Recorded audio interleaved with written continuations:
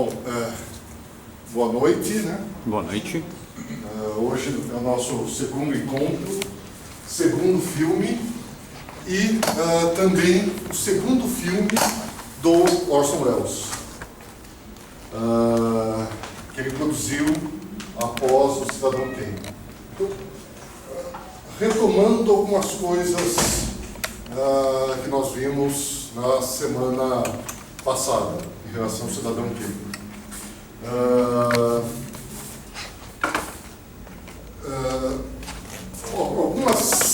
Alguns certos recursos cinematográficos que nós vimos ele trabalhar no Cidadão Kane, nós vamos rever novamente. Eu vou falar sobre isso em sequência. Mas vamos tentar um pouco situar qual foi a repercussão do Kane. Como eu disse para vocês, quer dizer, o Kane, como tinha essa relação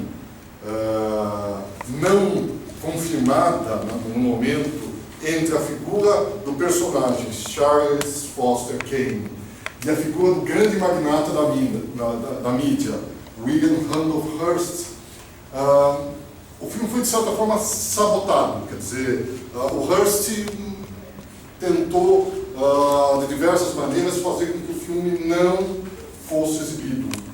E também existiu uma colunista do jornal, dos jornais do Hearst, que sabotou o filme. O filme, na realidade, teve uma carreira não muito feliz nesse ponto. Quer dizer, não foi um sucesso e a RKO, que é uma empresa produtora, teve prejuízo. Né? E lembrando que a própria contratação do Orson Welles tinha muito a ver com um certo desespero da RKO, que passaram por dificuldades econômicas e que queria aproveitar da fama ou do sucesso que o Orson Welles havia obtido com a radionovela Guerra dos Mundos, que causou o maior frisson em Nova York, para tentar conseguir reverter isso e, de repente, ganhar alguma notoriedade com a figura do Orson Welles e, com isso, ter um filme que tivesse uma boa bilheteria. Não foi o que aconteceu. Né? Embora o filme tivesse um reconhecimento da crítica, ele foi lançado em Nova York, mas ele não foi muito exibido, porque às vezes os cinemas compravam o filme, e às vezes você comprava isso em pacote, mas eles não exibiam. Né? Então você tinha lá o filme ao seu dispor e não se passava os filmes do cinema exatamente em função dessa celeuma, dessa polêmica. Também, de certa forma, em termos de reconhecimento da Academia Cinematográfica Americana, aqui, trabalho com o Oscar,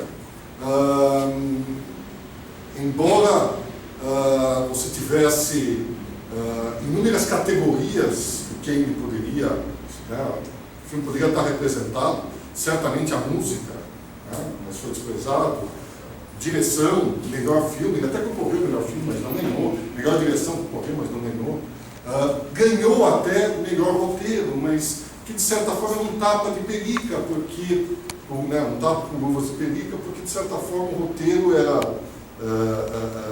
coescrito pelo Mankiewicz, e existia essa coisa de que essa afirmação de tentar desqualificar um pouco a influência do Orson Welles, que na realidade a maior parte do filme teria saído da cabeça do Mankiewicz, do roteirista, e não do próprio Orson Welles.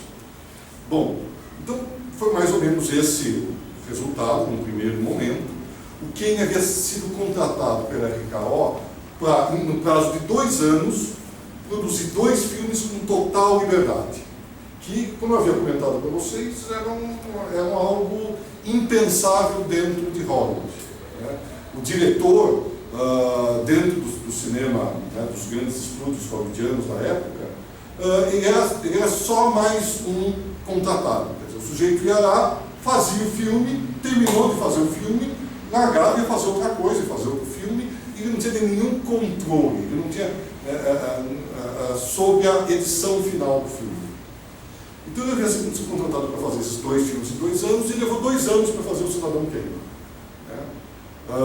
Então o contrato dele já havia expirado, e ele teve que renegociar esse contrato. Só por curiosidade, quer dizer, o Kane depois de um tempo meio escondido, ele vai ser comprado com um pacote pela televisão, vai ser exibido na televisão. Algumas pessoas vão redescobrir o Kane e vai ser exibido na Europa, e de repente começa toda uma reavaliação da importância do Cidadão Kane, com vários cineastas, com vários críticos. Em 62 ele vai ser eleito por algumas revistas especializadas como o maior filme de todos os tempos. Isso vai, em 72 repete também, em 82 também, quer dizer, a partir dessa redescoberta do filme, ele adquire essa aura que perdura até hoje. Então, nesse momento, quer dizer, que ele vai renegociar o contrato dele, ele tinha feito só um filme, que ele devia ter feito 2, um filme que não fez sucesso, que causou uma polêmica, embora se reconhecia que era um filme que tinha qualidades, que não eram comuns com as produções da RKO, porque a RKO era um estúdio pequeno. Ele consegue a oportunidade de fazer um novo filme, um novo contrato, e esse novo filme esse novo contrato vai permitir que ele faça o segundo filme que nós vamos ver hoje, que é Soberba, ou The Magnificent Ambersons, que é um filme baseado num livro de um escritor que tem, existe uma curiosidade, que um dos personagens principais, a figura do Eugene, que é o Joseph Cotten, o ator que nós já vimos no Cidadão Kane, talvez tenha sido influenciado pelo próprio pai do Orson Welles, que conhecia o escritor. Que vocês vão ver que o pai do Orson Welles tinha tido carreira como um fabricante de carros no início do século, e a figura do Eugene, que vai ser apresentada aqui, também tem essa característica. Então ele vai tentar vender a ideia para fazer esse novo filme, mas ele não vai ter as mesmas condições do Cidadão Kane. Tanto que, para tentar convencer o produtor para fazer esse filme, ele até mostra a versão radiofônica que ele havia feito para a rádio, desse mesmo livro, desse mesmo texto, para tentar convencer o produtor. Reza a lenda que o produtor até dormiu no meio da exibição, não gostou muito, mas resolveu comprar a ideia. E na época que o orçamento máximo da RKO era da ordem de $750 mil, o filme ficou mais ou menos orçado entre 800 e $1 milhão, que ele acabou não conseguindo cumprir no prazo. Vocês vão ver que o filme dá até para entender. Ele não conseguiu cumprir no prazo, e acabou gastando 200 milhões a mais, e ainda teve um prejuízo de uns 600 mil. Então, de novo, um fracasso de bilheteria. E mais, o filme ainda tem outros dados interessantes. Quando ele faz o filme, nessa época, o filme era lançado em 42, então o filme foi feito em 1941, é a época que os Estados Unidos entram na guerra. É a época do ataque Pearl Harbor. Então, é um filme extremamente sombrio, é um filme extremamente pessimista, pesado, não tinha um final feliz, e quando foi feito um preview, uma exibição anterior, nos Estados Unidos é muito comum isso, dentro da indústria, o que eles fazem?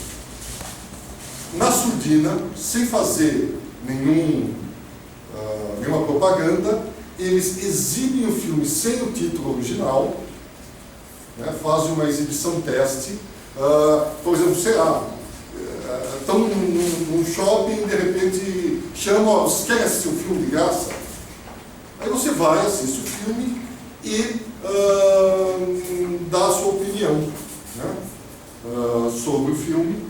E foi feita essa exibição, né, de graça, né, a surpresa. E, em geral, as observações sobre o filme foram muito ruins. Em parte, talvez, porque no local que eles estavam fazendo essa exibição, quer dizer, a maior parte das pessoas que estavam indo para aquele cinema eram jovens que estavam querendo ver um musical. Aí, de repente, você passa um filme que fala sobre a decadência, sobre... era lógico que, de repente, aquele público não era um público que poderia curtir, poderia se animar a ver, né, ou saber. Evidentemente que isso deixou os executivos, né, os produtores da MKO, extremamente assustados. Né? E na época, com a entrada dos Estados Unidos na guerra, vai começar uma política de boa vizinhança em relação a toda a América Latina, e algumas figuras americanas vão ser convidadas para visitar os países da América Latina para angariar simpatia para o esforço de guerra americano. E a gente tem que lembrar que nessa época, aqui no Brasil, nós tínhamos a figura do Vargas, Getúlio Vargas, que era um ditador que tinha enorme simpatia pelos países fascistas, pelos países nazistas. Então, havia, né, na Argentina, a ligação também com os nazistas da Alemanha era muito forte. Então, nessa política de boa vizinhança, o Orson Welles, assim que terminou o filme, veio para o Brasil, para tentar fazer um filme aqui no Brasil, que não acabou terminando, que é tudo verdade, e até tem um documentário brasileiro que fala um pouco dessa experiência. Pode ser algo interessante para assistir, para ver um pouco dessa história. Então, ele vem aqui para o Brasil. Né? E, embora ele tivesse, para fazer esse filme, total liberdade da escolha da equipe, liberdade artística, ele não tinha mais o direito do corte final. E isso faz toda a diferença. Por quê? O corte final determina como o filme vai ser feito. Né? Embora o diretor possa fazer todo o filme, o estúdio tem o direito, de repente, de não exibir o filme, ou de reeditar o filme, mudar o filme da maneira que eles quiserem. E foi o que acabou acontecendo. Né? Na época, né, o filme tem um trabalho de direção de arte fantástico. Né? Ele vai recriar toda uma mansão vitoriana, que vai, lógico, ajudar a estourar um pouco o orçamento. Né? Na realidade, é como se construísse toda uma casa para filmar dentro. Né? E isso vai... Né? E na época ele trabalhava como ator num outro filme que estava sendo produzido na época, chamado Jornada do Pavor. Então ele dirigia o filme, sei lá, manhã e tarde, e ia trabalhar à noite para fazer o filme. Então ele estava acumulando, né, as duas funções. O filme, então, tem, né, o que vai acontecer. Deixa eu pegar aqui alguns. Então, do que fala o filme? O filme é uma adaptação, né, desse livro, que conta a história de uma grande família rica, aristocrática americana, né, os Andersons. E é um filme que fala um pouco da decadência, desse processo de decadência e de transformação que a sociedade americana passa. Né? Depois eu vou comentar a respeito dos personagens, mas inicialmente o filme teria 2 horas e 28 minutos. O primeiro corte tinha isso. Né? Segundo consta, né, o filme foi mandado para o Orson Welles, ele já estava no Brasil. Né? Deu sugestões, conseguiu tirar os 22 minutos. E aí eles fazem uma exibição, né, com algumas adaptações. Essa exibição teste, né, que foi um fracasso terrível, o filme tinha 2 horas e 11 minutos. E foi foi esse fracasso. Né? E o filme acabou ficando com 1 hora e 28 minutos. Então, muito do material que o Orson Welles havia dirigido foi eliminado do filme. Né? Nós vamos ver, por exemplo, uma sequência que ainda é belíssima, mesmo assim belíssima, que é uma sequência do baile, né? Que era para ser feito todo em plano sequência, quer dizer, uma parte em plano sequência, e essa casa onde eles filmam o baile tem 3 andares e as pessoas vão se deslocando nesses 3 andares e vai subindo com a câmera, acompanhando esses 3 andares. Essa sequência foi toda truncada. Então o sujeito faz um puta plano sequência, e aí o que acontece? Para tentar economizar em tempo, né, o filme ficar menor, talvez menos enfadonho, eles vão cortar esse plano sequência. Eles vão, de repente, eliminar momentos em que o texto é menos importante, ou é talvez mais chatinho, então isso vai ser alterado. O filme acaba ficando com 1 hora e 28 minutos, que é a versão que nós vamos ver hoje. Então, e nessa 1 hora e 28 minutos, além de eliminar certas coisas que o Orson Welles havia feito, o filme foi, outras coisas foram refilmadas e foram introduzidas a revelia do diretor. Então, ele estava no Brasil, ele tentava entrar em contato, né, por telegrama, por telefone, ninguém dava bola para ele. O que o estúdio fez? O estúdio organizou uma comissão que tinha um produtor, tinha o próprio editor do filme, que era o Robert Wise, né, que editou o Cidadão Kane, é o mesmo editor do Cidadão Kane, e tinha até o ator, o Joseph Cotten, que era um amigo do Orson Welles, trabalhava no programa de teatro. Parece que o Robert Wise tentou lutar contra as alterações, porque ele sabia que certamente o Orson Welles não concordava com isso. E, em função da guerra, né, ele até propôs vir para o Brasil para terminar a edição com Orson Welles. Mas existiam limitações de tráfego. Quer dizer, não era fácil você fazer a viagem dos Estados Unidos para o Brasil em função do esforço de guerra. Então ele não pôde vir para o Brasil. Consta que, isso é uma história talvez, né, não existe uma correspondência, quer dizer, você não sabe se isso é verdade ou não, que foi mandada uma cópia para apreciação do Orson Welles, do filme que ele originalmente gostaria, né, que fosse exibido, que não acabou acontecendo, né, se perdeu uns 50 minutos do filme, o filme foi feito totalmente à revelia dele. O Orson Welles brigou, né, com Robert Wise, brigou com Joseph Cotten. Depois ele e Joseph Cotten se acertaram, né, depois de um certo tempo, tanto que eles vão trabalhar juntos depois, eles vão manter a parceria. O Robert Wise demorou uns 40 anos para eles se perdoarem, quer dizer, o Robert Wise tenta argumentar que era mais ou menos, que se não fosse ele, seria outro. Quer dizer, aquela situação que o estúdio ia arrebentar o filme, ia fazer do jeito que ele quisesse. E se não fosse o Robert Wise, eles iam chamar outro montador.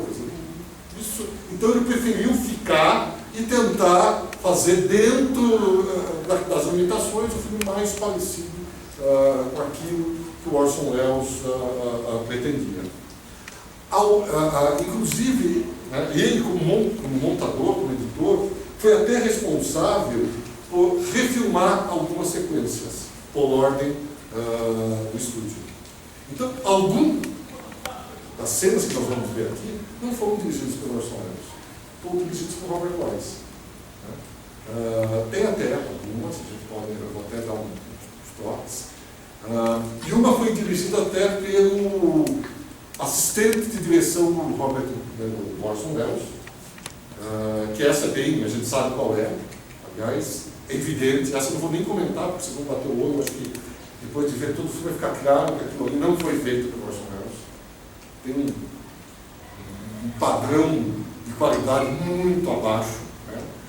O trabalho do Robert Wise, menos, porque o Robert Wise foi, de certa forma, a estreia como diretor dele, que ele era montador, e depois ele vai se tornar um diretor famoso, ganhador de várias estatuetas.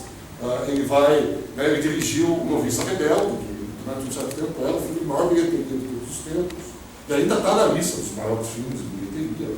Ele vai dirigir o Amor Sublime Amor, West Side Story, que é um filme maravilhoso, musical. Quer dizer, ele tem uma longa carreira posterior, né, como diretor. A trilha sonora era também do Bernard Herrmann, né, o mesmo que fez a trilha sonora do Cidadão Kane, mas por uma série de insatisfações com o que estavam fazendo no filme, o Bernard Herrmann pede para o nome dele ser tirado dos créditos. O Bernard Herrmann também ficou extremamente desapontado com o resultado final do filme. O diretor de fotografia que ele havia trabalhado com o Cidadão Kane, que era o Greg Toland, não estava disponível no momento. Então ele vai trabalhar com outro diretor, Stanley, branco, deixa eu ver se eu lembro o nome dele. Bom, eu pego aqui depois. E esse diretor, até quando a gente olha o filme, faz um grande trabalho, mas ele não era tão hábil ou não era tão experimentado como Greg Toland era. Tanto que a equipe toda de fotografia, embora o Greg Toland, fotógrafo do Cidadão Kane, não estivesse trabalhando, a equipe toda, né, o auxiliar, o eletricista, era da equipe do Greg Toland. E só esse diretor de fotografia que não era, né, faz um grande trabalho, a gente vai ver que visualmente foi.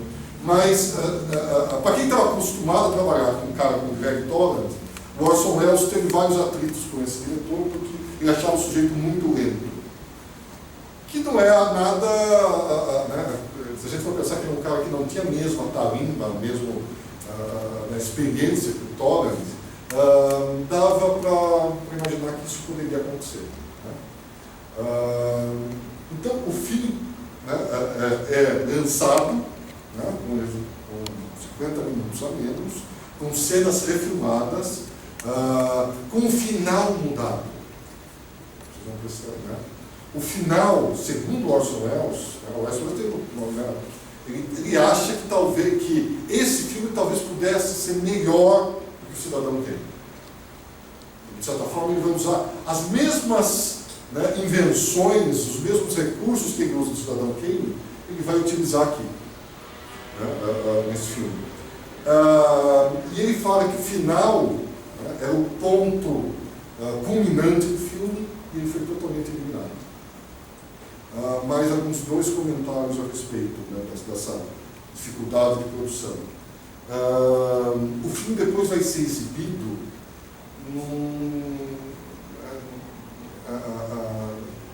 em sessões duplas, que é uma coisa quando você exibia filmes B, filmes menores. Então é meio pacote promocional no cinema. Pague uma entrada, assista 2 filmes. Então, quer dizer, como se o estúdio já falasse, olha, aqui, isso daqui não vai dar nada mesmo, vamos enfiar isso daqui no meio de né, de um pacote promocional, para ver se a gente, né, perde menos dinheiro, né, nesse processo. Então, o filme não teve o lançamento que talvez né, a gente pudesse hoje achar que ele merecesse. E mais, esse material que o Orson Welles havia feito, inclusive esse final que ele acha que era né, a melhor parte do filme, foi todo queimado. Então, não existe a menor possibilidade do filme ser refeito. Nós vamos ver mais para frente né, um outro filme do Orson Welles, né, em que a mesma coisa, deixa eu ver se nós vamos ver,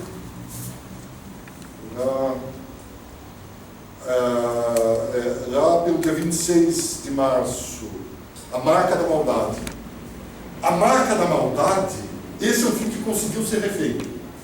Então, até uma parte da discussão vai ser sobre isso. Quer dizer, é um filme que o Orson Welles fez, ele não tinha controle mais do corte final, o filme foi todo costurado pelos estúdios e, tempos depois, vários profissionais do cinema se interessaram em buscar as notas, porque o Orson Welles ele mandava telegramas pedindo, olha, por favor, eu acho que o filme vai ficar melhor assim, não sei o quê. Então seguiram as instruções deles e refizeram o filme da maneira que o Orson Welles havia pensado. Tá? Então nós vamos mais para frente ver. Agora, esse filme não tem essa possibilidade, porque esse material foi queimado. Né? Então né, só quem viu em algumas sessões pode né, mais ou menos ter ideia do que seria a soberba como concebido originalmente por Welles. Aliás, talvez uma das coisas que justificavam, de certa forma, um pouco desse fracasso comercial é que é um filme sombrio, quer dizer, um filme que fala sobre decadência. Né? Vai ser lançado no momento que os Estados Unidos está prestes a entrar na Grande Guerra. Então, várias dos comentários das pessoas que assistiram o filme, eles falavam, não quero ver um filme com um final triste, não quero ver um filme pesado, quero ver uma coisa alegre, quero ver comédia. As pessoas não estavam dispostas, naquele momento, a consumir um filme mais pesado, mais difícil de ser digerido. Então, nós vamos ver que uma série de... é um filme mais curto, então, vamos ver se eu... Então, uma série de recursos que nós já havíamos discutido na aula anterior, vão ser retrabalhados. Deixa eu ver aqui. Já falei. Então, vamos recapitular alguns dos recursos visuais que ele trabalha magistralmente com o Cidadão Kane, que nós vamos ver aqui de novo. Tá? Por exemplo, iluminação dramática. Essa iluminação que trabalha com claro escuro, que é influenciada pelo expressionismo alemão, em que você ilumina aquele cenário que é maravilhoso, mas você intencionalmente escurece certas partes, você usa um jogo de sombras e de luz que torna torna um deleite estético, de certa forma, a gente vê o filme. E o filme mantém, nós vamos discutir isso também, a questão de você trabalhar com os tetos. Os ambientes têm teto. E o fato de ter teto dificulta muito a iluminação. Porque normalmente, num teatro, na maior parte dos filmes, você não mostra o teto, porque você aproveita o teto e põe as lâmpadas, as luminárias, no teto pendurada. Isso faz com que você consiga iluminar de uma maneira mais fácil. Quando você não tem esse teto, você tem que iluminar, botar todos os seus refletores no nível do chão. E aí o que acontece? Isso é uma dificuldade, porque você tem atores que podem passar na frente da luz, criar som, você tem câmera, isso dificulta tudo. Quer dizer, isso é um processo muito mais difícil de filmar. E ele mantém isso nesse filme. Tá? Outra coisa que nós vimos muito no Cidadão Kane, que está presente aqui, o uso do plano sequência. Então, ele procura resolver uma situação dramática. Por exemplo, você tem um evento, as pessoas conversando, né, numa mesa, um homem e uma mulher conversando numa mesa. Bom, eu já havia conversado com vocês que o normal, se você tem essa situação, num filme convencional americano. Você filma um plano em que aparecem os dois sentados na mesa, depois filma o rosto do ator conversando com a moça, filma o rosto da moça conversando com o ator, é o tal do campo contra campo, e ocasionalmente você pode fazer um plano de detalhe, você mostrar a comida, mostrar, né, as mãos se tocando, alguma coisa do gênero. Isso é a receita básica que você faz em qualquer filme. O Orson Welles, ele tenta fazer tudo isso com plano sequência. Ou seja, não ter o corte, manter a câmera, né,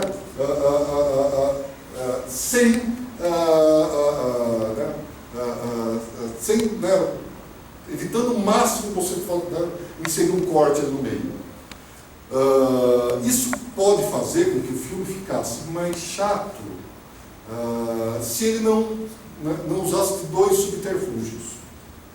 Para evitar essa sensação, ele, em vez de ter o corte, ele movimenta ou a câmera ou os atores. Então, a câmera tem um dinamismo. Embora ela não corte, você não tenha o corte ali, a câmera se movimenta. Exemplo, né, nessa sequência que eu falei do casal. A câmera pode começar longe, e ela aproxima e mostra os dois. De repente ele aproxima para o rosto do rapaz, aí ele aproxima para o rosto da moça, aí ele afasta, ele pode dar a volta. Então, ele não utiliza o corte e usa o movimento de câmera. Ou então, se a câmera não se move, são os atores que se movem. E aí, né, de repente você pode ter o ator se deslocando da mesa, ou chegando uma figura que entre naquele quadro e ocupe uma determinada posição. São procedimentos que ele adota para enriquecer isso que poderia, de certa forma, aparecer ser uma maneira de filmar mais preguiçosa. Você simplesmente põe a câmera lá e vê se as coisas acontecerem. Não, ele faz mais do que isso. Ele se preocupa com o movimento da câmera, com o movimento dos atores em frente da câmera, ou ambos, ou combina ambos. E ao fazer isso, ele não tem corte. Isso é algo mais difícil, porque quando você não tem corte, se você erra alguma coisa, o ator erra o texto, você tem que refazer tudo. Então, demanda um esforço muito maior da equipe e dos atores também. Um outro recurso que ele usa, como estrela maestria, e aqui aparece também, é a profundidade de campo. Que a gente havia dito isso. Quer dizer, normalmente, quando no cinema clássico da época, você tenta filmar mantendo o interesse numa faixa bidimensional. Quer dizer, de repente você tem aqui o casal, o rapaz e a moça jantando no casamento, quer dizer, no restaurante. O que importa são os dois, então o fundo do restaurante está desfocado, não importa. O que ele faz? Ele usa o fundo do restaurante. De repente, o garçom que está lá ao fundo começa a vir ao fundo e vem para cá. Ou pode ser que o rapaz levante aqui e caminhe até o fundo para pegar alguma coisa. Quer dizer, ele usa a terceira dimensão, a profundidade, o fundo da tela. Então você tem, isso também implica uma grande dificuldade técnica. Por quê? A câmera ela tem uma região em que ela consegue manter o foco. E essa região, ela tem um certo tamanho, vai de um ponto mínimo até um ponto máximo. Antes desse ponto mínimo, as coisas estão desfocadas. Depois daquele ponto máximo, as coisas estão desfocadas. Então, ela mantém o foco nessa região. Ora, e essa região depende da quantidade de luz disponível. Se você quer manter o foco na frente e no fundo, você precisa ter muita luz. E se você está filmando num lugar que não tem teto, quer dizer, que tem teto, você não pode colocar iluminação em cima, e essa dificuldade é redobrada. Né? Você tem é extremamente complexo você manter essa estrutura. E mais, de novo, quer dizer, você tem uma movimentação dos atores que precisa ser muito bem ensaiada. Isso daqui também, eu vou chamar a atenção no meio do filme a respeito disso. O que mais? Outra coisa importante que também aparece nesse filme, que nós vimos que ele domina com maestria, o cinema tem, é o uso das elipses. Elipse é quando você tem uma elipse de tempo, quer dizer, quando você passa de um plano para o outro e passou um grande tempo ou um pequeno tempo entre um plano e outro. E parte da história se desenvolveu. Neste filme isso vai ser importante, porque ele está contando a história de uma família ao longo do tempo. E muita coisa acontece entre um plano e outro.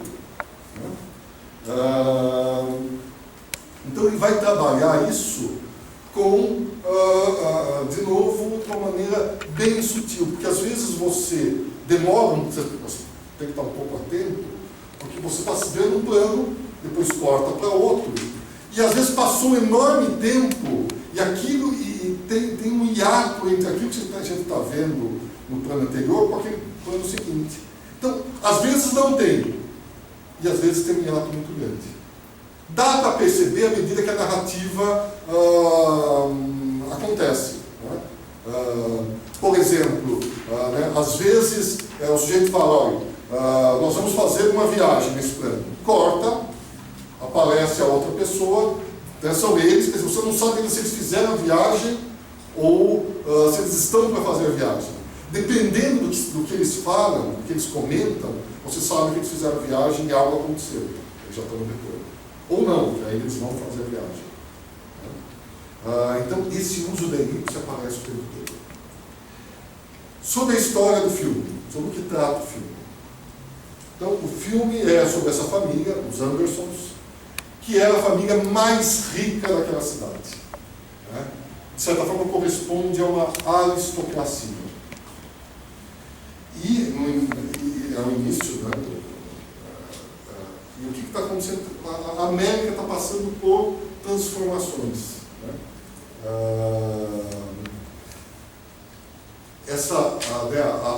O fato de você ser rico, milionário e poderoso, não significa que você vai manter isso o tempo todo.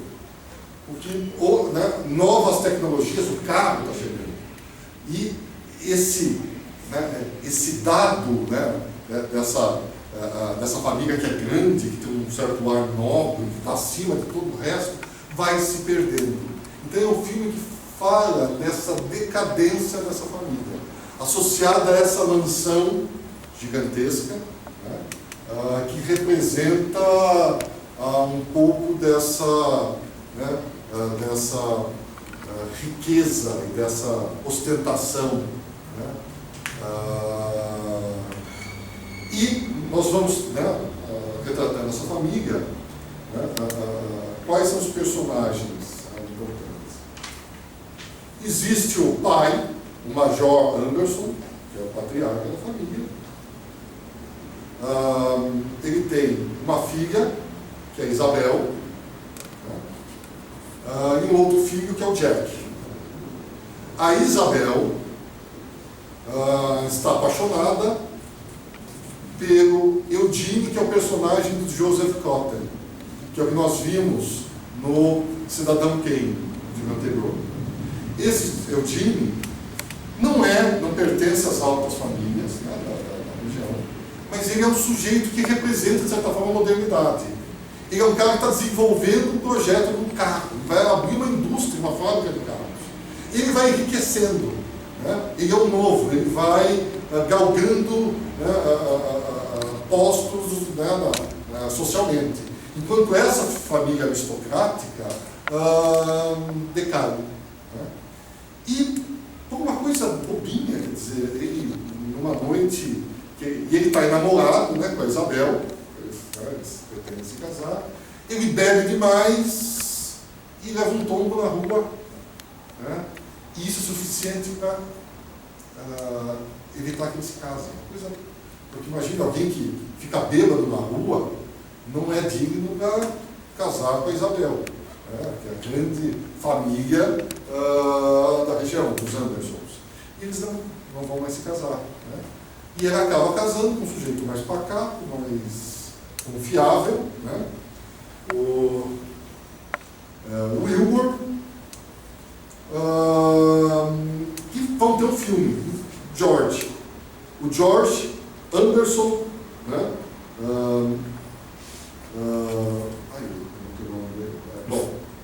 Que é o filho desse casal, que é o personagem principal dessa trama, que é um menino insuportável, né? É um menino mimado, é um menino... Ele vai virar um adulto, um jovem mimado, um jovem insuportável, um jovem arrogante, né? Está acostumado a se considerar diferente ou superior a todos, né? Porque a família dele era. E ele continua, né, essa trajetória. Até que o Eugene volta, depois de muito tempo, então, são as elipses, né? Viúvo, mas com uma filha, nesse baile, que é o grande momento, o momento inicial, o grande momento importante do filme.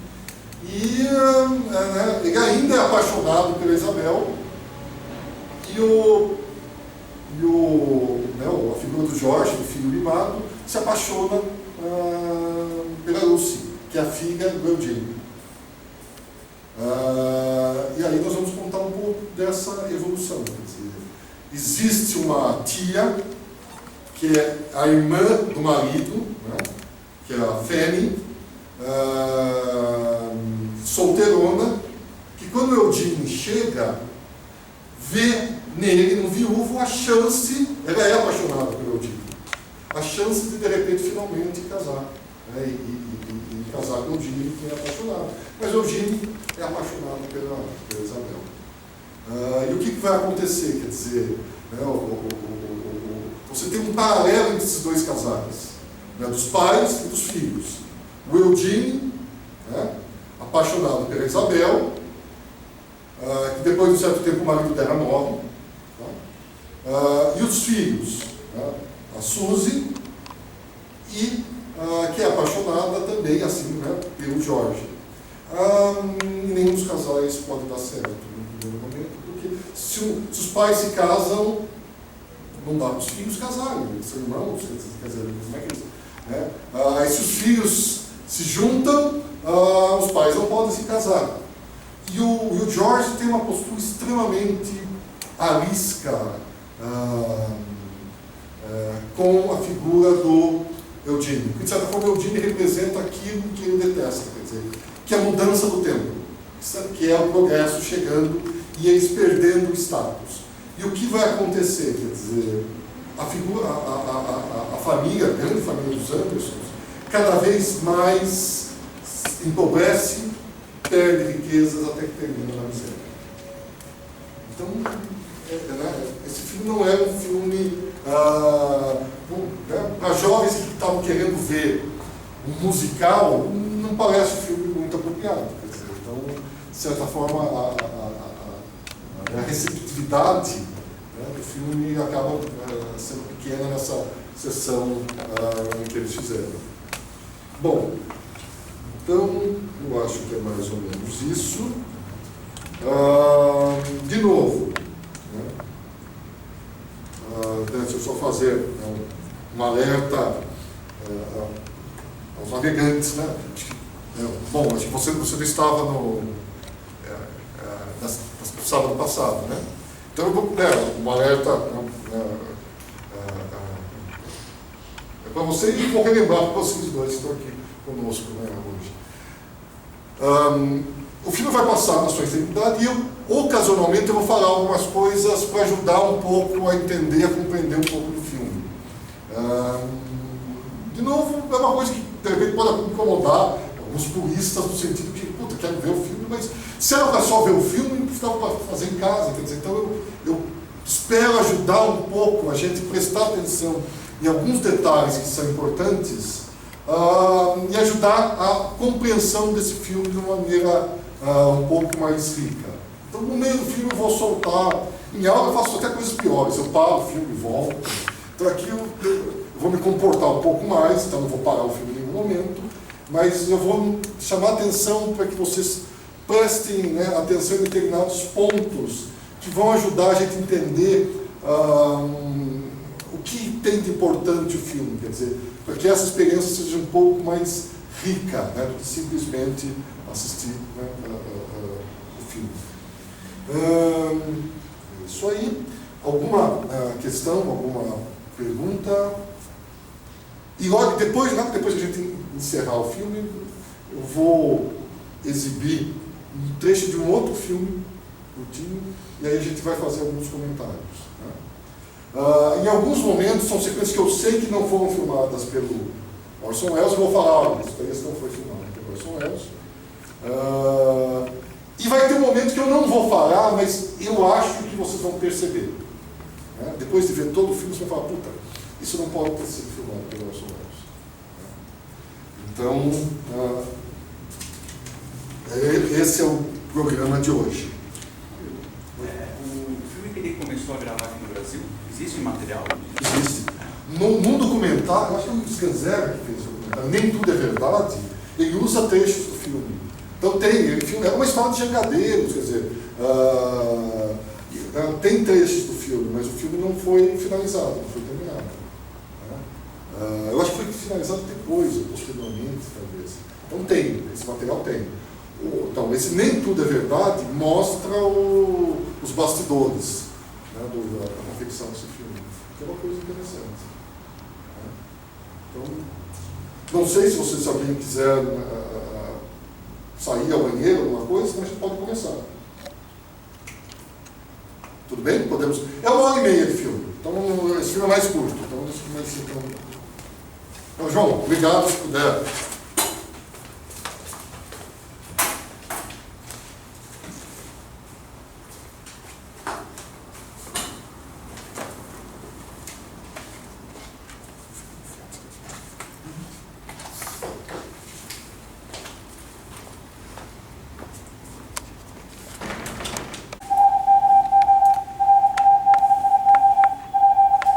Essa primeira parte, presta atenção que ele usa uma estrutura que ele...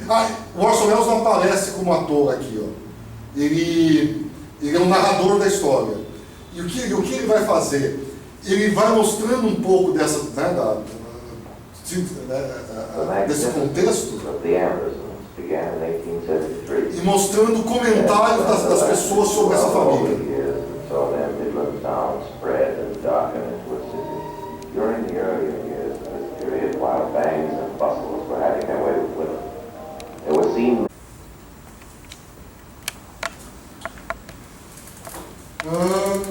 Bom, né?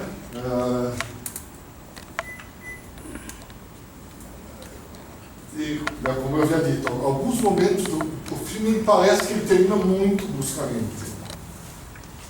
Parece que de repente fala, tanto que terminar, as coisas se adiantam, você não vê o personagem principal no final. No momento, a última vez que você vê o personagem, ele está de costas, rezando na cama, você não vê o rosto dele, está tudo escuro, ele sofre acidente, você não vê. Quer dizer, tudo parece que é tratado meio a toque de caixa. E tem a ver com com esse processo de total destruição da ideia original do filme. Né? Se tirou 50 minutos do filme. Algumas coisas foram refeitas no sentido de compensar, porque às vezes daqueles 50 minutos não dava para você usar aquele material, mas aquele material era essencial para se contar a história. Bom, então o que você faz? Você refilma. Você refilma e dá um jeito de diminuir o tamanho, né, daquela parte. Então o filme se ressente um pouco disso, quer dizer, é possível identificar todos aqueles mecanismos, truques, técnicas que o Orson Welles trabalhou do Cidadão Kane, no filme anterior. Aqui eles aparecem de novo, eles estão ali. Mas em alguns momentos, quer dizer, a narrativa é toda truncada. Carece mesmo dessa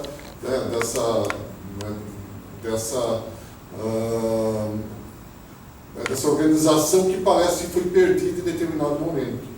Né? A impressão que dá é que o estúdio já aceita que vai ser uma perda, eles não vão conseguir recuperar o dinheiro. Então a ideia é, vamos fazer com que o filme seja o menos indolor possível.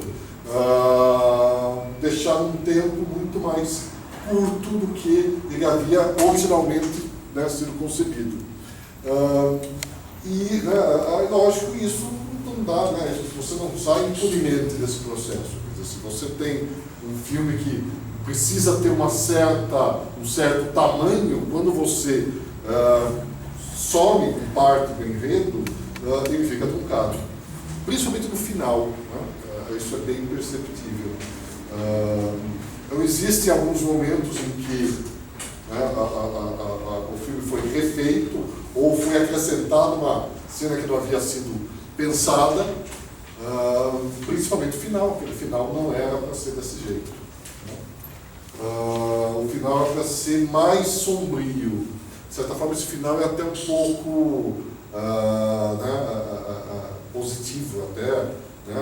Ele visita o George vai se recuperar, dá a impressão que ele vai terminar com a Lucy, o outro sai,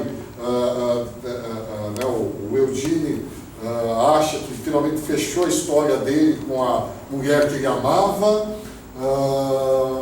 sai de braços dados com a Fanny, que tem uma paixão por ele, tudo parece que está resolvido. O final é para ser diferente. Então, esse final não é gravado pelo Orson Welles. E é muito evidente, quer dizer, a fotografia conceitualmente é diferente.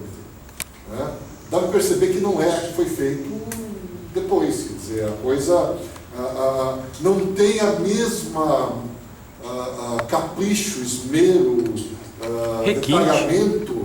Requinte, né? Falta requinte. Tudo mais meio chapado, quer dizer, o cenário também é mais pobre.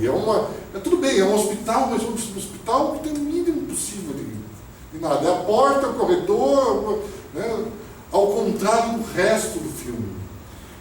Um dos exageros que o filme traz é que, por exemplo, naquela sequência da morte do Wilber, do marido da Isabel, em que você parece que tem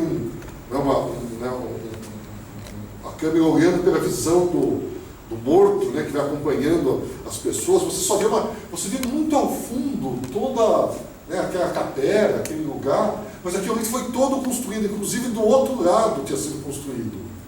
Não foi usado, você não vê, quer dizer, então eles construíram todo o ambiente que não foi nem trabalhado, ao contrário do final. O final, originalmente, foi concebido para ser diferente, quer dizer, ele visitando, o Eugene visita a Fanny, que está morando numa pensão. Essa pensão que ela fala no final, com os tipos, umas mulheres fofoqueiras, com uma pensão. E ele se despede da Fanny, ela fica na pensão, e quando sai, revela-se que a pensão na realidade é a mansão. A mansão vira uma pensão. Todo aquele... E isso aconteceu em determinadas regiões né, mais ricas dos Estados Unidos, né, cidades dos Estados Unidos, e mesmo aqui no Brasil. Quer dizer, às vezes você tem determinada região que, numa época, é um centro né, da elite, e de repente a cidade se transforma, aquilo perde aquelas grandes construções, aqueles grandes prédios deixam de ter relevância, são derrubados, constroem outras coisas, viram um ambiente até mais popular, e de repente essas grandes mansões que sobrevivem acabam virando pensões, né? E ela termina, então a grande mansão dos Andersons termina como uma pensão, né? Para pessoas mais simples. E a crueldade em relação a esse final, que isso até se mantém, é que num primeiro momento, quando vocês veem o início do filme, parte de quem é essa família Anderson é construída através do depoimento das pessoas das ruas.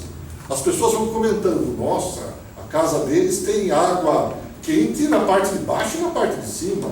Então tem um lavabo para cada quarto. Né, as pessoas vão comentando quem são esses Andersons. Chega um determinado momento, e isso está até no texto que é narrado pelo Orson Welles, que não existe ninguém mais para testemunhar a decadência dessa família Anderson. Tá? Eles não são mais importantes. Quando nós andamos, né, por São Paulo, vira e mexe, a gente se depara com ruas, nomes de ruas, de pessoas que a gente não tem a mínima ideia do que essas pessoas foram. Tá? Talvez isso exista lá, a rua Anderson, né? E ninguém mais sabe, né? De onde, o que era essa pessoa, qual era a importância. É um filme que fala dessa decadência, quer dizer, o tempo acaba atropelando toda aquela empáfia, toda aquela arrogância. E note que, não sei se vocês têm essa mesma sensação, mas mesmo o personagem do George, que no primeiro momento é arrogante, é mimadinho, depois de um certo tempo, ele nem causa um certo asco. Quer dizer, você perde... ele não é um vilão, o filme não tem vilões, né? Você não tem antagonistas. As coisas vão se desenrolando e, de certa forma, a infelicidade que brota ali nasce da própria limitação social em que eles vivem. Quer dizer, a Isabel troca o grande amor da vida dela por um sujeito se embebedou, né, em público,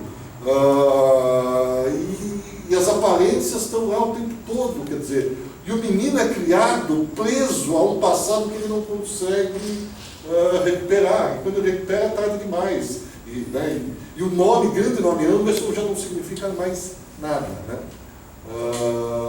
Então, um filme desse que fala sobre decadência, esquecimento, com um certo ar sombrio, um filme pesado, né? É lançado numa época que os Estados Unidos acaba de entrar em guerra, quer dizer, a preocupação é outra, né? O cinema americano vai começar a trabalhar com filmes de guerra, do esforço da guerra, ou comédias, porque as pessoas, né, querem, de certa forma, uma distração em relação às preocupações que o cotidiano já está trazendo, quer dizer, então ele está meio desajustado, né, em relação ao que se espera dele, né? Então é um filme que carrega todas essas, de certa forma, essa dificuldade de lidar com o entorno em que ele nasce, né? Mas espero que, para quem tenha visto os dois filmes, né, não sei se isso ficou patente, que toda a sofisticação dos recursos que foram iniciados do Cidadão Kane continuam sendo feitos aqui. A questão da fotografia, a questão da direção de arte, tudo é extremamente rebuscado, sofisticado, tudo é cheio de detalhe. Talvez o tema do filme não estivesse apropriado para a época, quer dizer, e nem dá para a gente saber se isso é verdade ou não, porque, como eu falei para vocês, o lançamento do filme não ajudou, né? Porque ele foi lançado com um pacote de filme B, né? Filme B, a sessão dobrada, quer dizer, você paga um filme e assiste dois, quer dizer, então ele não foi lançado como um grande filme. Mas, mesmo assim, causou impacto, não comercial, mas do ponto de vista de reconhecimento. Porque mesmo a academia reconheceu o brilhantismo do filme. Por exemplo, a fotografia, né, foi indicada a melhor fotografia da época. O desempenho da Agnes Moorehead, eu não sei se você já viu aquele serial da Feiticeira, né, que a moça muda o nariz e faz. Ela fazia a mãe da Feiticeira, né, e que trabalhou também no Cidadão Kane. Ela foi indicada como melhor atriz coadjuvante. Então, aqui não era comum, porque a RKO era um estúdio pequeno, era um estúdio que não fazia as melhores produções, né? Não era um grande estúdio, era um estúdio que fazia filmes né, de menor expressão. Então, de certa forma, esse filme até teve um reconhecimento, algumas pessoas identificaram, souberam reconhecer, junto com o Cidadão Kane, que tinha alguém, né, por trás, né, que oferecia alguma coisa diferente, alguma coisa que não era comum na produção usual feita naquela época.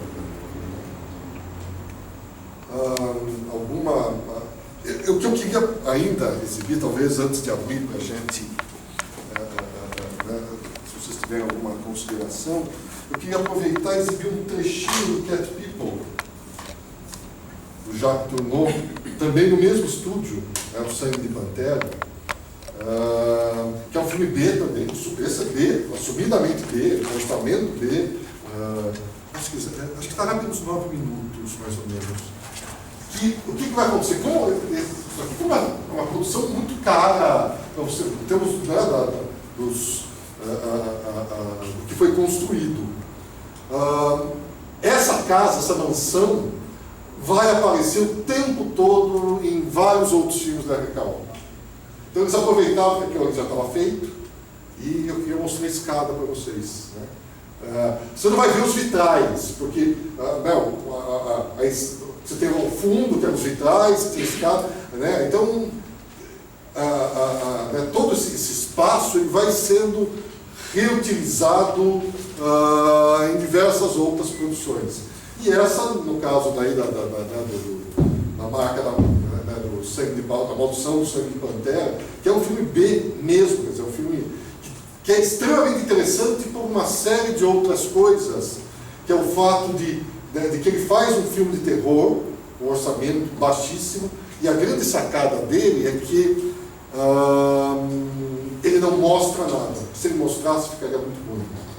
Ele deixa tudo subentendido. Então, é um filme muito interessante, que, por exemplo, normalmente quando eu falo, né, que eu costumo passar em sala de aula também, porque é um filme extremamente esperto. Mas o que eu gostaria de mostrar, que estabelece um diálogo com o que nós assistimos hoje, é a escada que aparece ali, né? Não só a escada, mas outros elementos presentes, né, naquela mansão aparecem em outros filmes da RKO.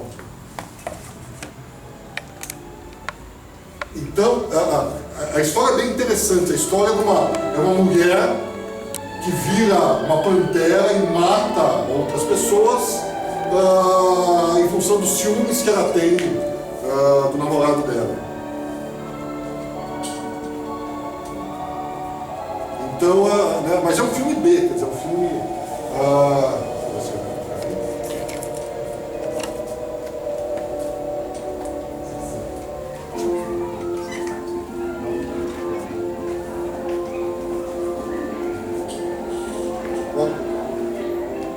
Ele tá nas cenas, acho. É só andar um pouquinho, lá pelos. Isso aqui, deixa eu ver se. Isso. Não, vai entrar no filme mesmo, acho que ele entrou em outro, deixa eu ver. Ele entrou no bônus. Não, notas no filme não. Deixa eu ver se eu acho que você entrou na nota do filme.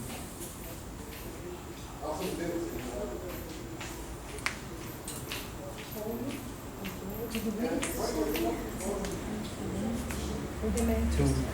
Eu penso que vocês preencheram uma fichinha azul no final, para vocês saírem. Mas quando aparece as escadas, Depois eu faço. as escadas, ele vai ver se acha. Então, essa é uma das características, quer dizer, esses filmes, as coisas vão sendo reaproveitadas o tempo todo, né? Porque Tarau, né, o filme é de 42 também, então aproveitou-se que estava lá o estúdio feito, o cenário feito, vamos reaproveitar isso daí de modo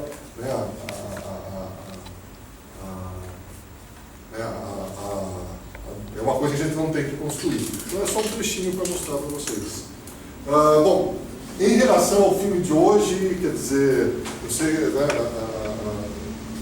ou em relação a esse filme que nós vimos na semana passada, Cidadão Kane, vocês têm alguma coisa a perguntar, ou a acrescentar, alguma coisa que vocês notaram, né, que vocês queiram compartilhar? Então, no filme de hoje, os últimos, sei lá, 7, 10 minutos realmente é outra história, né? Tudo atropelado, né? É bem, porque assim, quando você acompanha o filme, você vê, tem a parte, não sei se é no começo, numa parte do filme ele tá com o carro na neve, e aí tem assim, o carro tá enguiçado, né? Ele tá tentando fazer pegar, que é a cena que você falou que eles gravaram num frigorífico, e aí mostra o carro de neve, o cavalo na carroça de neve correndo. Aí ele passa o carro, se acidentam e aí o carro ainda tem que empurrar para pegar. Aí passa um tempo, lá pra frente, aí mostra ele na carroça e os carros passando ele. Tipo, a evolução, né? Que no começo ele tá com a carroça, ele é mais rápido que os carros. E depois os carros passam ele, tanto tem uma hora que passa, joga fumaça na cara dele, ele ainda prefiro o cavalo. Né? E você vê que ele é tão sutil nesse ponto, é muito sutil. Porque tem esse tema da modernidade chegando. Sim. E aí você vê como, às vezes, é um cuidado que vocês têm que ter. Dependendo da cópia de DVD que vocês pegam, os filmes são ligeiramente diferentes. A minha cópia de DVD é diferente dessa, principalmente no início do filme. Cortou uma história que é extremamente interessante. Eu não sei se vocês lembram, mas no início do filme mostra a casa, vai passando o tempo, chega a noite, chega inverno, e em um determinado momento para um bonde que é puxado por cavalos. Né? Não tem esse trecho, eu acho que aquilo aí foi cortado, mas, por exemplo, na versão que eu tenho, tem um texto associado aí que não é dito. O texto diz mais ou menos o seguinte: o bonde para, então aí o narrador, que é o Orson Welles, começa a falar de um tempo em que não existia essa... Opa, já é. Vamos ver se... É mais ou menos uns 9 minutos, né? Ele pôs só o trecho da escada. Da escada. They worship God in a true Christian way. But little by little, Essa é a moça que tem essa maldição que vira... when King John drove out the Mamelukes and came to our village, he found dreadful things. people bowed down to Satan and said their masses to him. They had become witches and were evil. But King John put some of them to the sword, and some, the wisest and the most wicked, escaped into the mountains. Now do you understand?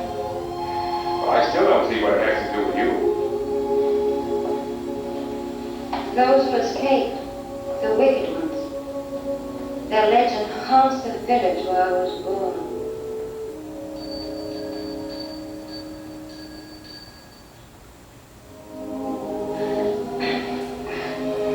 Boys who come to tea can't expect to stay at dinner.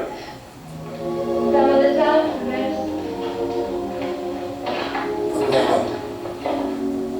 Tomorrow.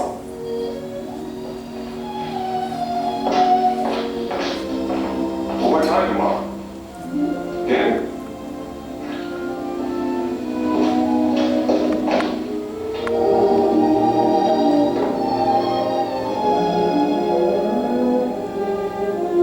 Essa escada do, né, ó.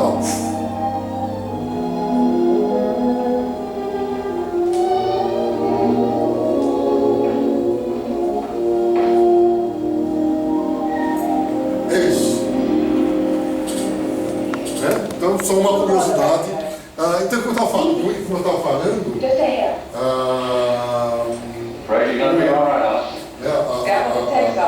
Naquela cena inicial, se você pegar a cópia que eu tenho tem essa história que quando para o bonde, ele começa a contar que eles viviam um tempo, né, em que não existia essa peça. Né? Então o que acontece? O bonde para e a mulher que está na janela, a cena fala, espera um pouquinho. Aí o que acontece? O bonde para esperar a mulher. Então ele fala, olha, era um tempo que as pessoas podiam chamar o bonde pela janela, fechar a janela, pegar uma roupa, o casaco, sair, o bonde esperava. Então as pessoas descem, ficam esperando, e o bonde espera a pessoa. Né? Imagina um ônibus, você fala, espera um pouco, você sai da sua janela, espera um pouquinho, o cara do ônibus espera você sair e subir no ônibus. Então, então o filme, de certa forma, não tem um julgamento de... Né, os Andersons, apesar de serem muito ricos, e no primeiro momento a gente até tem uma visão, né, crítica em relação a eles, mas de certa forma isso vai se dissipando à medida que eles também são vítimas de uma... Eles não são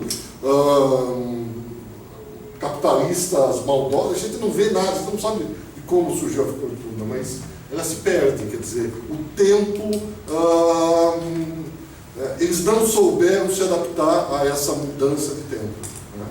Então, que tudo tem... E hoje nós vivemos, né, de certa forma, tematicamente, ele tem muito a ver com o que nós vivemos hoje. Porque hoje o tempo né, a gente está tudo antenado e nós não temos tempo para nada. Né? Nós estamos sempre atrasados. Então, o filme, de certa forma, retrata isso, que é um sentimento que já começa a surgir no final do século XIX e do século XX, com o carro. Né? Hoje, o carro, perto da internet, perto da estrada de informação, então é uma coisa ainda... Né? O tempo é mais curto ainda. Né? Então, tem essa questão. Mas acho que tem isso, quer dizer, e ele vai mostrando que vira e mexe, o carro é um símbolo. E começa com o próprio, desculpa ali interromper, Milton, começa com o próprio personagem, quando mostra o próprio carro dele parado, quando ela está descendo na fábrica, fala, lembra desse carro? Realmente, a primeira cena ele sai no carro, o carro é quase uma chaleira, né? É cheio de coisa de fumaça do lado, ele sai pequenininho dentro do carro, o carro sai devagar. Aí Deus já mostra ele no carro da neve, depois mostra ele com os carros passando o cavalo, aí mostra a fábrica. Ele vai mostrando a evolução do carro e o quanto eles vão ficando realmente para trás. E o Eugene, e a figura do Eugene, e a antipatia que o Eugene tem com... Né, quer dizer, o Eugene não, que o George tem com o Eugene tem muito a ver com isso. Quer dizer, de certa forma, o George representa um mundo que está condenado. Essa coisa que as pessoas não trabalham, porque são muito ricas, porque, de certa forma, o nome já compensa, vai ser atropelado, o tempo apaga, quer dizer.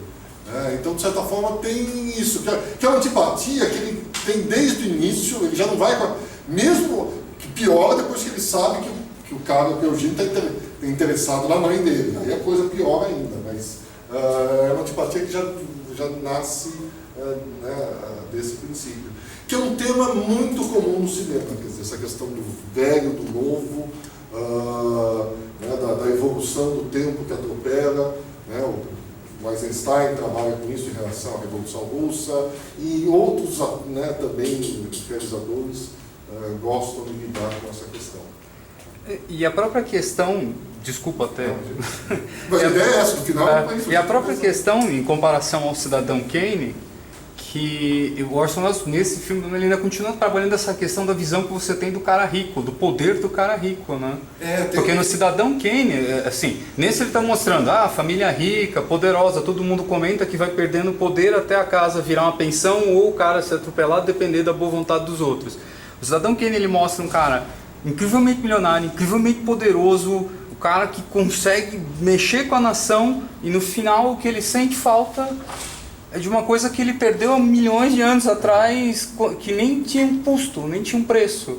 Ele mexe com essa coisa o quanto a riqueza e o poder de fato é importante para você. Os dois filmes até estão meio imbricados. Isso, tem essa...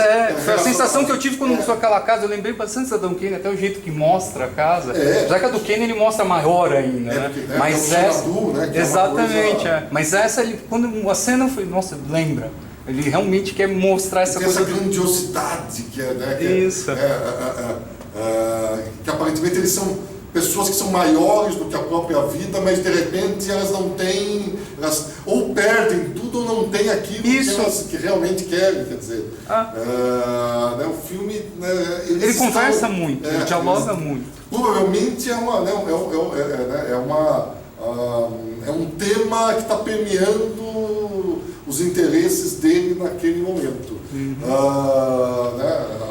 Na semana que vem, nós vamos ver o terceiro filme, que é O Estranho. Que aí já...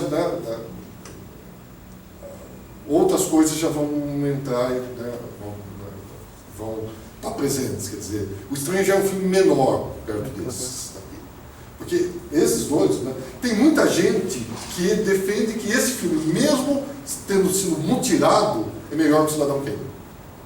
Tem gente que prefere esse filme, que acha mais característico do Orson Welles, maior, gigante, quer dizer, tem uma certa pretensão, que o Orson Welles tinha essa coisa aí.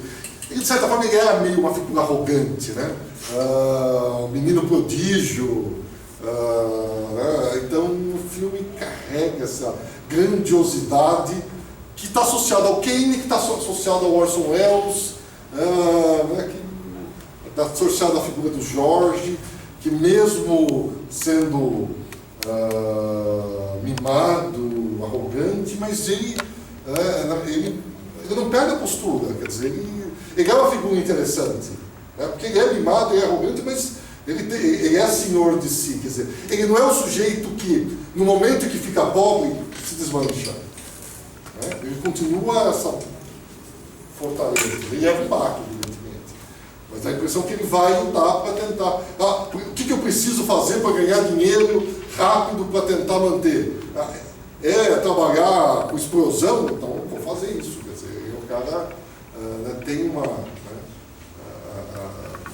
Ele é uma figura forte. No começo do filme, quando mostra ele criança, isso já fica claro, né? O menino mostra ele fala do cachorro. Que o sujeito brinca com ele, ele vai lá, sai correndo pra mãe, pulou e viu o senhor separar, ele bateu no cara e tipo, Então ele tem.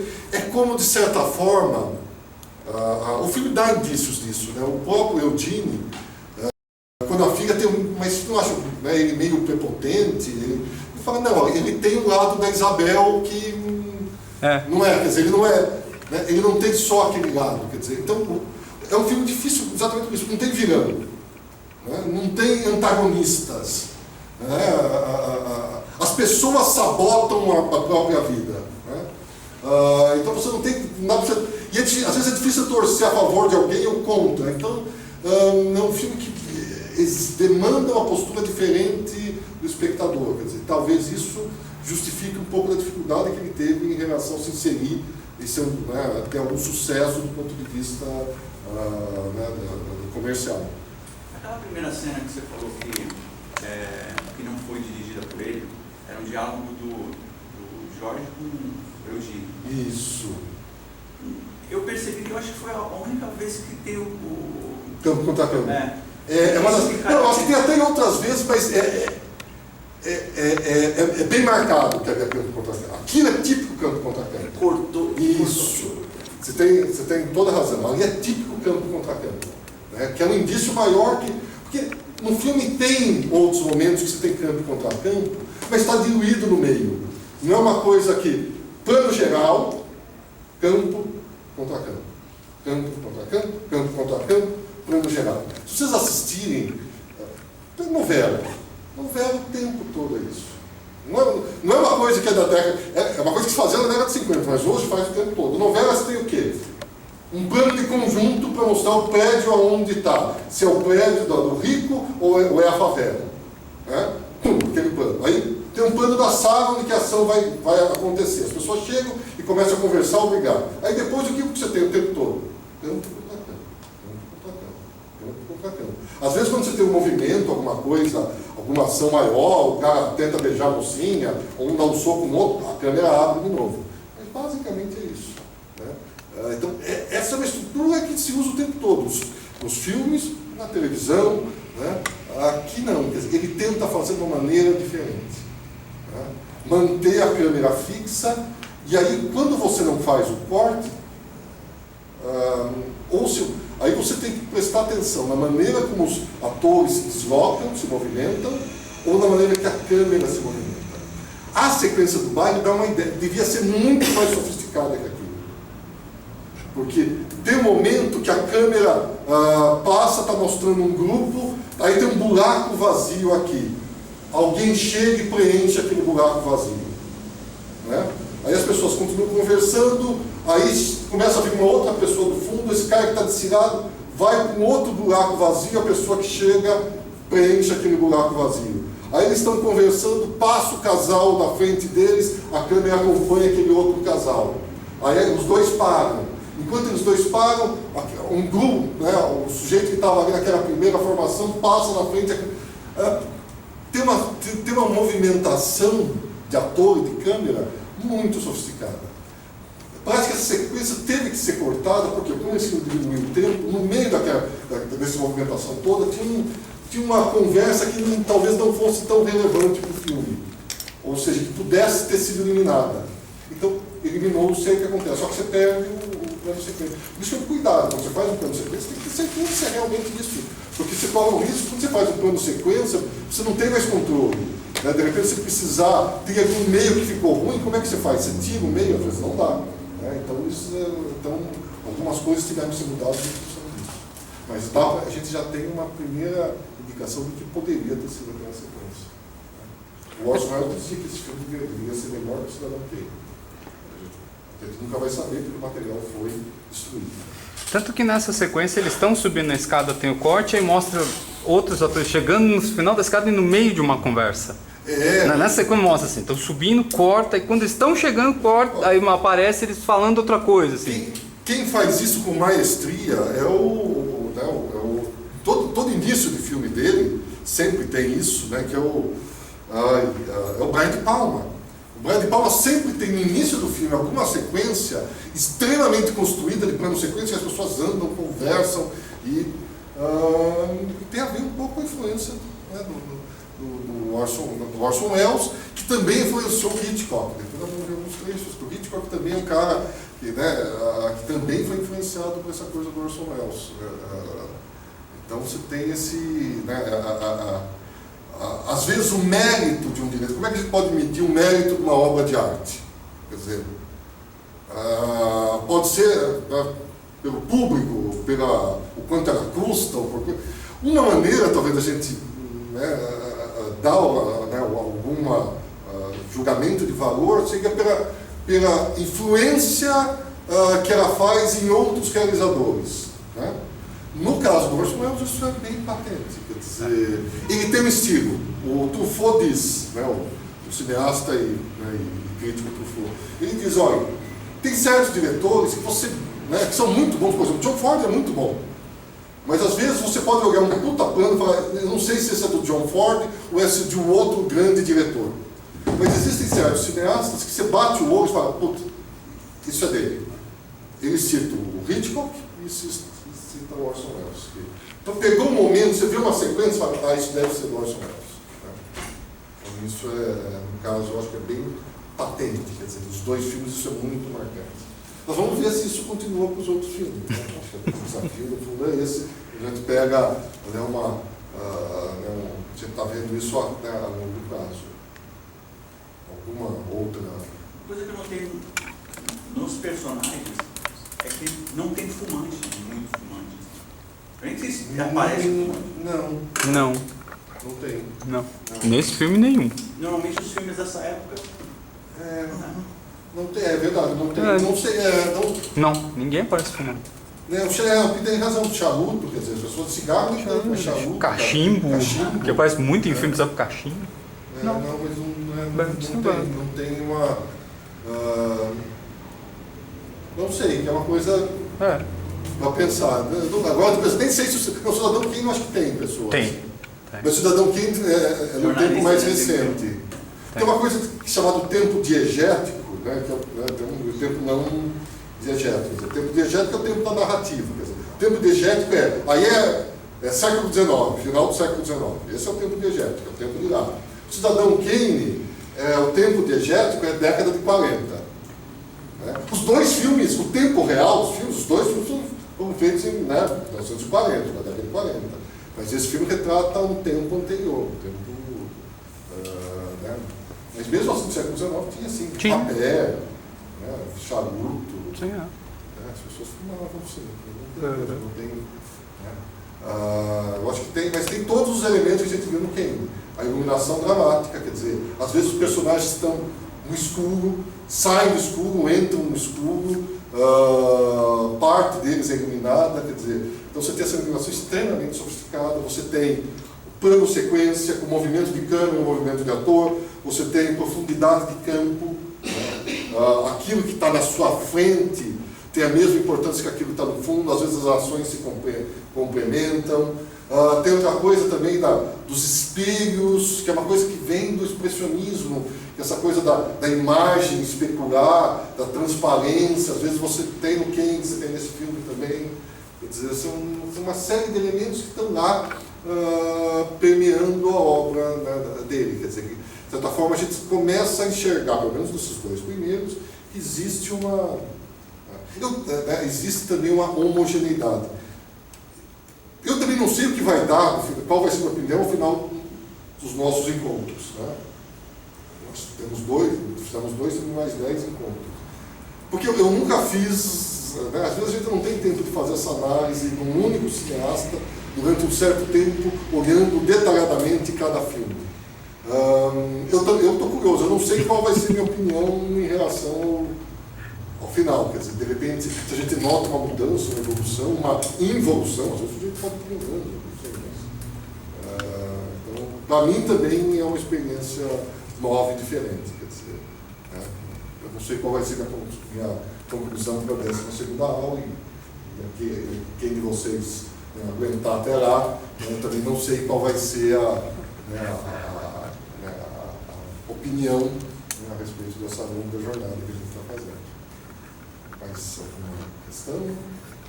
alguma questão? Você já tinha visto esse filme? Não. Eu já. Já tinha visto? Da primeira eu não gostei, hoje eu gostei mais.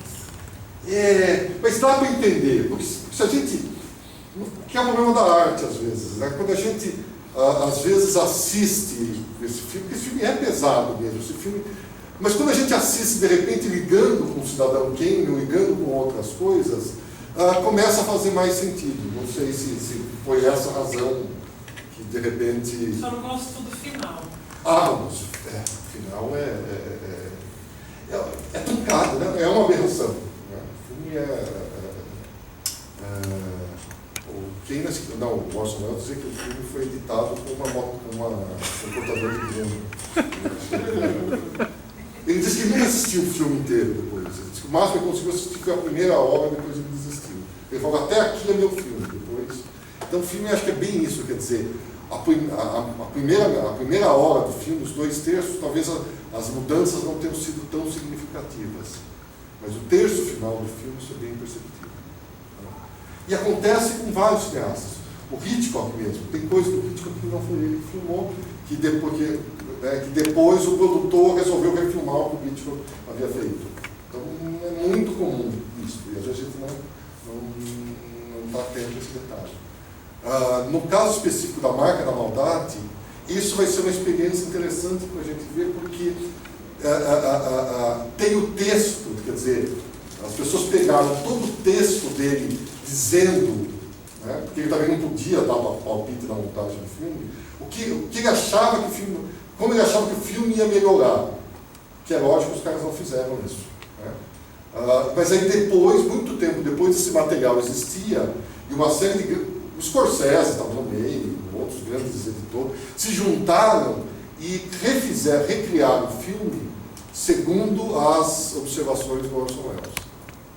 Então a gente tem os 2 para comparar, então dá para fazer isso aí. Né? Então é mais ou menos sobre isso. Só a cena da escada, né? Que ele consegue juntar os 3 níveis da escada, que é o que você comentou que era genial. Na hora que antes de você falar genial, já tinha... Gente, que absurdo essa cena. É porque você começa a ver daquela porta, primeiro, lá no fundo, porque o detalhe é muito difícil fazer isso, do ponto de vista técnico. É aquilo que eu falei para vocês. Que a coisa da profundidade. O que é essa profundidade de campo? O campo tem a ver com essa região que você consegue ter foco. Que é um dos pepinos do digital. Porque o digital, ele vai, quando ele está no automático, ele procura o foco por você. Às vezes você não quer né, que ele faça isso. Então ele faz meio automático. Mas no cinema, na película, você consegue medir isso. Então o cara pega na câmera uma trena, avança na trena e fala, olha, daqui até aqui tem foco. Então o ator, ele sabe que se ele se movimenta daqui até aqui, ele está em foco. Aqui perto ele está fora de foco e aqui atrás ele está fora de foco. Então, para você conseguir fazer uma coisa que está lá no fundo, que no caso que ele começa mostrando todo aquele hall gigantesco, aí entra o tio, o Jack, para conversar com a mãe, né, a Isabel, fecha a porta, você fica naquela porta, aí a câmera sobe e mostra primeiro, né, o rapaz, o George escutando na escada, e sobe mais um. E ele está bem perto da câmera, e está em foco. E ele sobe e mostra depois a tia, a Fanny, também bem perto, e tudo no movimento, quer dizer... Não, e ele se movimenta, porque ele desce, ela desce, e aí aparece o outro, não lembro, o senhor lá, o ricão mesmo, aparece ele, a câmera volta para ele e fica... Gente, que movimento esse que esses caras fizeram. Então é uma complexidade. Isso tecnicamente, às vezes, para a gente que está assistindo, isso parece trivial, não é. É muito difícil, é um desafio você fazer isso. Porque, note, se errou alguma coisa, dançou. Você tem que refazer tudo. Né? Então isso consome tempo, isso consome dinheiro. Então você precisa, de certa forma, ter uma predisposição para trabalhar dessa maneira e bancar isso, né? Que no fundo, de certa forma, vai ser dificuldade daqui para frente do Orson Welles. Ele não vai conseguir mais ter essa liberdade que ele teve nesses 2 filmes, de escolher o elenco que ele quer, de escolher o tema que ele quer, de filmar do jeito que ele quer, né? No primeiro filme ele tinha o direito do corte. Ele podia também controlar o corte. Então o filme saiu com a cara dele. Nesse ele já não tinha. O filme saiu a revelia dele. E daqui para frente, os filmes também vão sair a revelia dele. O que ele vai fazer para tentar sobreviver? É isso que nós vamos ver. Ele vai trabalhar com filmes B, com filmes menores. Porque no cinema americano, né, para você ter liberdade, o diretor ter liberdade de fazer o que ele quer, só tem dois caminhos. O diretor era o produtor do filme, ou o diretor trabalha em um filme B de menor orçamento. Porque esse filme B de menor orçamento, o sujeito fala assim, ó, o estudo fala, você tem X tem dinheiro e tem que gastar Y tempo. Desde que você faça isso nesse tempo, porque eu estou gastando gastando pouco com esse filme, faz o que você quiser. Mas o dinheiro é muito pouco, porque as condições são horríveis de trabalho. Os filmes B eram feitos isso. Esse que nós vimos agora é um exemplo desse tipo de filme. É um filme B, é um filme de terror B, mas é um filme muito esperto, até se tiver a oportunidade de assistir, porque em vez dele mostrar as cenas de terror de uma maneira patética, porque ele não tinha dinheiro para efeitos especiais, para nada do gênero, ele não mostra nada. Tudo é sutil. Tudo é... Ele resolve um som nas sombras. Então, é um filme interessante. Cat People, A Maldição do Sangue da Pantera, do Jacques Tourneur, se vocês tiverem a oportunidade de assistir. E é lógico, continuam, também, se quiserem rever alguns dos filmes que a gente, às vezes, assistindo, a gente descobre outras coisas. Vira e mexe, a gente descobre coisas distintas, diferentes.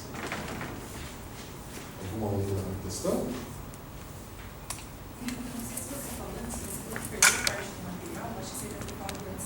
Falou no começo. Não só, e que foi queimado, nem existe. Tudo foi intencionalmente queimado.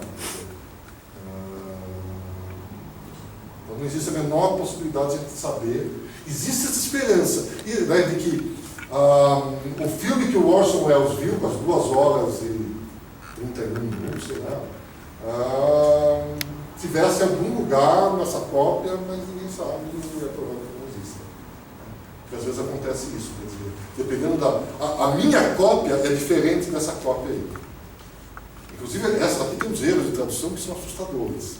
Tipo, uma hora o menininho fala, eu ia dar um soco no queixo dele, que é Chin, C-H-I-N, os caras traduziram como cheese, queijo, eu vou dar um soco no queijo do cara. Não vai o menor sentido, mas é culpa da tradução, quer dizer, tem alguns erros de tradução. Tem. Eu tenho uma cópia que é da Versátil, que é tão ruim quanto. Essa acho que deve ser da Continental.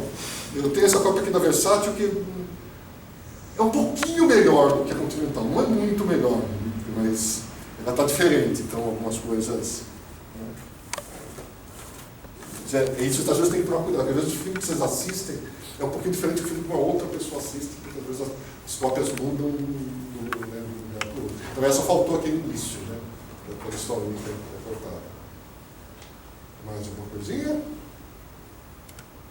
Então é isso. Eu acho, obrigado pela presença de vocês. Semana que vem é o Estranho. O Estranho. É o Estranho. Que é o 3º filme dele. Lógico, nós vamos ver todos os filmes, que vai chegar uma hora que a gente vai cortar, mas esse é o 3º. Ele já... ele vai começar para tentar viabilizar a carreira dele, manter a carreira dele como ator, para conseguir manter as chances de dirigir, e vai começar a fazer filmes desses. Só depois ele vai para a Europa, uma outra fase, que aí na Europa existe um reconhecimento maior do trabalho dele, e ele consegue fazer filmes lá. É o que está acontecendo, por exemplo, com o Diário. O Diário, no tempo para cá, só está fazendo filme, ele vai para a Europa, Londres, sei lá, ele faz um filme em Londres, aí faz um filme na Espanha, faz um filme na França, em Roma, e as pessoas já querem ver o cara fazer o filme. Então ele vai também enfrentar isso, vai ter que migrar para a Europa para conseguir continuar com a carreira dele. Então é isso. Agradeço a todos. Obrigado. E semana que vem tem mais.